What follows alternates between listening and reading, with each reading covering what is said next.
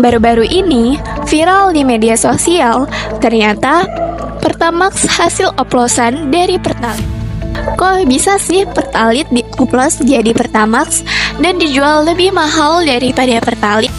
Sebelum masuk ke video pembahasan, jangan lupa untuk like, comment, share, subscribe, dan nyalakan lonceng notifikasinya supaya tidak ketinggalan video terupdate dari kami.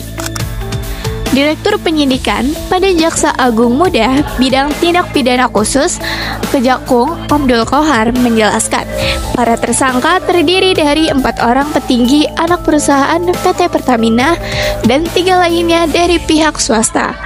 Perbuatan melawan hukum tersebut telah mengakibatkan adanya kerugian keuangan negara sekitar 193,7 triliun rupiah. Kerugian negara itu bersumber dari kerugian ekspor minyak mentah dalam negeri, kerugian impor minyak mentah melalui broker, kerugian impor bahan bakar minyak atau BBM melalui broker, dan kerugian dari pemberian kompensasi serta subsidi. Modus para tersangka yaitu mengondisikan produksi minyak bumi dalam negeri menjadi berkurang dan tidak memenuhi nilai ekonomis, sehingga perlu impor dan melakukan markup kontrak pengiriman minyak impor. Ada 7 pelaku di dalam kasus ini.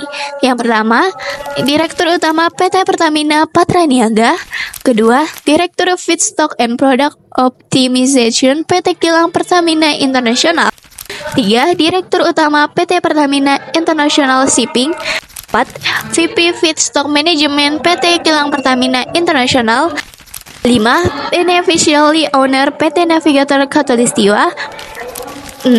Komisaris PT Navigator Khatulistiwa dan Komisaris PT Jenggala Maritim. 7. Komisaris PT Jenggala Maritim dan Direktur PT Orbit Terminal Merak. Sebaliknya, mereka diduga bersekongkol untuk membuat produksi minyak bumi dari dalam negeri tidak terserap, sehingga pemenuhan minyak mentah dan produk kilang harus dilakukan dengan cara impor. Untuk memperkuat rencana mereka itu, produksi minyak mentah dalam negeri oleh kontraktor kontrak kerjasama atau KKKS juga diduga sengaja ditolak oleh para terduga pelaku. Mereka beralibi bahwa produksi KKKS itu diklaim tidak memenuhi nilai ekonomis, padahal harga yang ditawarkan oleh KKKS masih masuk range harga HPS atau harga perkiraan sendiri. Setelah rekayasa itu dilakukan, PT Kilang Pertamina International disebut mengimpor minyak mentah dan PT Pertamina Patraniaga mengimpor produk kilang untuk memenuhi kebutuhan dalam negeri. Tidak berhenti di situ, tersangka dari Pertamina International Shipping juga menaikkan atau markup kontrak pengiriman minyak impor yang mengakibatkan negara harus membayar biaya sebesar 13-15%. Atas perbuatannya itu, para tersangka terjerat oleh beberapa pasal. Hingga kasus ini viral, belum ada keterangan dari kuasa hukum para tersangka.